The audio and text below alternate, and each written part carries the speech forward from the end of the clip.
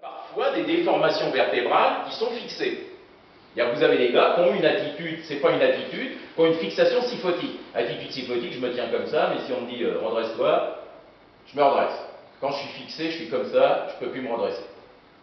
Donc, si je suis sur un soulevé de terre, fatalement mon soulevé de terre il va être dos rond, puisque mon dos est rond déjà naturellement. Ce qu'il ne faut pas, c'est amplifier ce round back, c'est amplifier ce dos rond. Mais je vais être bien obligé de travailler, puisque mécaniquement je suis comme ça, je ne peux pas me redresser. Ou inversement sur des régions lombaires, c'est-à-dire le gars qui a la région lombaire pas vraiment cambrée, mais qui est dans une position un peu neutre, il va être obligé d'adapter bien évidemment. Mais ce qu'il faut, c'est que ça ne soit pas au détriment de ta colonne vertébrale, au détriment de ton bien-être. La barre, c'est une chose, maintenant il faut en sortir vivant, quoi. À moins que ton idée, ça soit de monter la barre la plus lourde possible, quitte à crever. Ça, je l'admets aussi, je lui serre la main au gars. Moi, j'ai pas de souci là.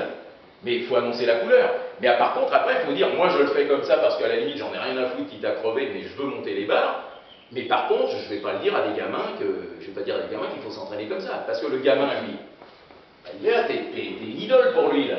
T'es le champion du monde, t'es le mec qui soulève le plus lourd.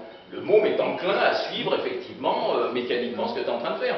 Donc si tous tes aspects sont négatifs, lui va prendre tous ces aspects négatifs. Alors chez toi, ces aspects négatifs, tu arrives à les compenser parce que tu es structuré et que tu es vraiment une grosse bestiace et que tu arrives pour le moment à tenir, mais le gamin, lui, il n'est pas structuré, et lui, il va droit dans le mur.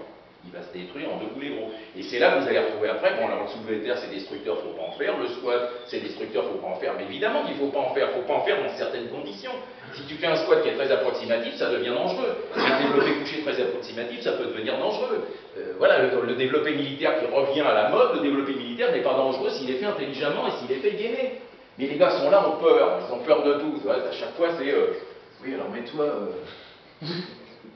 Attends, mais putain, quand je marche, je me déplace dans la rue, j'ai pas de scooter, là. Il faut bien que je suis obligé de me gainer, je monte les escaliers, je vais courir, j'ai un truc là pour me réunir la colonne vertébrale. Putain, donc travaille avec que tu es, structure-toi, gaine-toi, essaie de faire quelque chose qui soit véritablement solide pour lutter contre les pressions qui vont s'exercer, bien évidemment, toutes les pressions axiales liées au squat. Donc voilà, hein, intermoteur, interpuissant, interforce, c'est celui qui va vous poser le plus de problèmes. Alors vous le retrouvez dans le bras, hein. Voilà, c'est le grand classique qu'on vous donne comme exemple, l'épaule, le coude, la main. Donc en fait, la force résistance est là, d'accord. Si on fait le biceps, on va faire un joli biceps, il est là, insertion.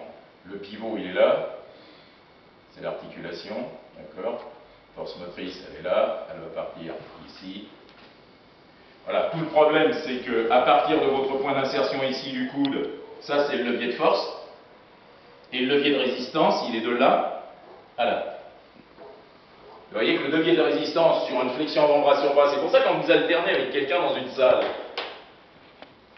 j'alterne avec lui, il a des segments qui n'ont rien à voir avec les miens. Donc on y va. On est à 40 kg, on fait biceps, on est en train de se détruire un petit peu la tronche, on fait biceps. On est à la 3e série, lui il commence à ramer à la 3e série. Et moi je suis là, alors, t'as rien dans le sac mon pauvre vieux, c'est quoi cette affaire? Allez, on fait une 5e série là. Mais lui, ce qu'il est en train de faire, si lui je calcule le tonnage qu'il est en train de faire, il a strictement rien à voir avec le mien. C'est-à-dire que lui il a quasiment doublé, parce que sa longueur des segments est complètement différente.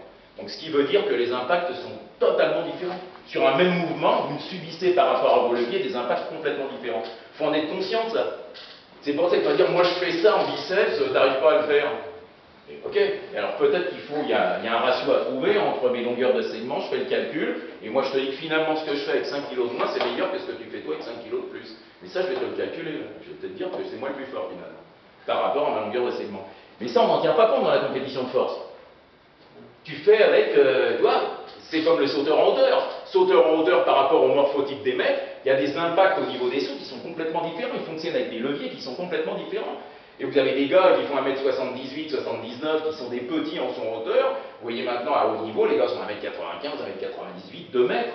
Mais des gars d'à 79, 80, c'est des petits, quoi. Donc le gars, il va faire avec ce qu'il est, avec ses segments. Mais le rapport taille-hauteur, c'est le gars d'1m79 qui est le meilleur. Non, c'est pas ça, c'est lui qui va le plus haut par rapport à sa taille. Quand tu fais 2 mètres et que tu fais 2m15, tu as gagné 15 cm.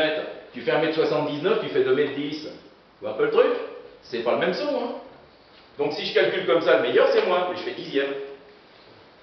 Parce qu'il y a eu 2m20, il y a eu 2m18, il y a eu 2m17, il y avait dit moi je suis avec mon 2m10 et je suis 10e. Donc je suis une bille quoi. Mais en fait t'es pas une bille. T'es un mec balèze, t'es même peut-être toi le meilleur de tous les mecs qui sont là. Mais ça n'entre pas en considération. Donc en force, tu n'entres pas en considération puisqu'on est sur un poids de corps.